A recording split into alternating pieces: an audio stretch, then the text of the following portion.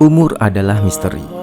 Tidak ada satu manusia pun yang memiliki kemampuan membaca dan melihat secara detail garis takdir yang satu ini. Yang ada hanyalah kita dianjurkan untuk memanfaatkan umur kita dengan sebaik mungkin, serta menyesali semua kemaksiatan yang terlanjur kita lakukan dan mensegerakan diri bertaubat darinya. Sebab umur akan mengantarkan kita pada hari pertanggungjawaban.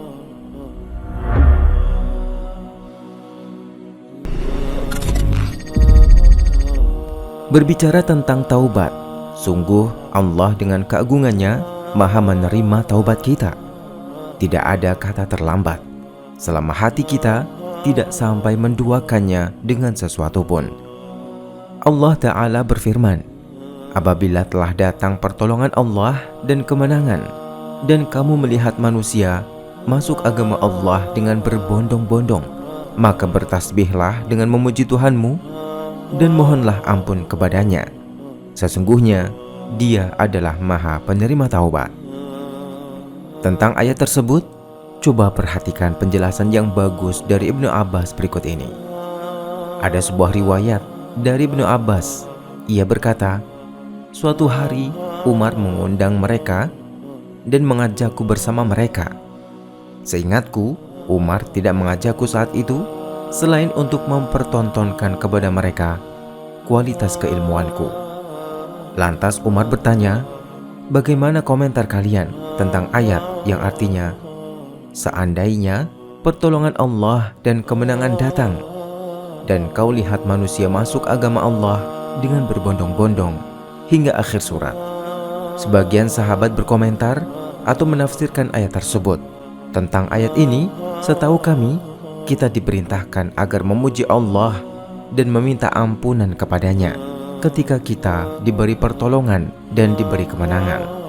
Sebagian lagi berkomentar, kalau kami tidak tahu, atau bahkan tidak ada yang berkomentar sama sekali. Lantas Umar bertanya kepadaku, wahai Ibnu Abbas, beginikah kamu menafsirkan ayat tadi? Tidak, jawabku. Lalu bagaimana tafsiranmu? Tanya Umar. Ibnu Abbas menjawab, surat tersebut adalah pertanda wafatnya Rasulullah SAW sudah dekat. Allah memberitahunya dengan ayatnya, jika telah datang pertolongan Allah dan kemenangan, itu berarti penaklukan Mekah, dan itulah tanda ajalmu. Karena bertasbihlah dengan memuji Rabbmu dan mohonlah ampunan, sesungguhnya Dia Maha Menerima Taubat. Kata Umar, aku tidak tahu penafsiran ayat tersebut selain seperti yang kamu, yaitu Ibnu Abbas, ketahui. Dari sinilah Imam Nawawi rahimahullah menyimpulkan dalam Riyadhus Shalihin dengan judul bab yang beliau tulis, bab 12, anjuran untuk meningkatkan amal kebaikan pada akhir usia. Jangan malah makin tua makin menjadi-jadi.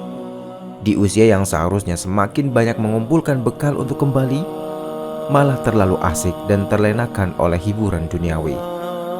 Semestinya dia lebih aktif dalam menghadiri majelis ilmu, sebab umurnya akan menjadi petaka bagi dirinya.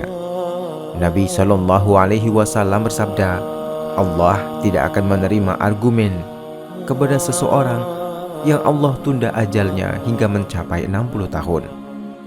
Dan menjadi urgen di usia senja seseorang diantaranya adalah lebih rutin mempelajari Al-Quran dan mentadaburinya, serta banyak berpesan kepada anak-anaknya dan keturunannya agar menjadi soleh dan solehah, gemar mendoakan orang tua baik saat masih hidup atau setelah meninggal, dan membantu mentalkin orang tua ketika akan meninggal. Sungguh miris zaman ini, di mana manusia yang banyak diberi rizki umur berlebih, tapi justru dimanfaatkan dalam kemaksiatan, berlaku sombong, hingga terjerumus dalam perzinaan.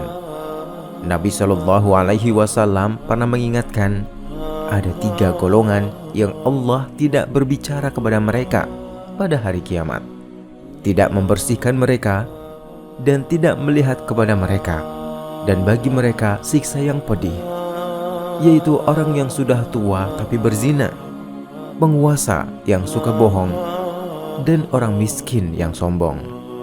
Riwayat ini seyogyanya menjadi introspeksi bagi kita agar benar-benar memanfaatkan umur dengan sebaik-baiknya, agar umur kita tidak menjadi bumerang bagi diri kita sendiri di akhirat kelak.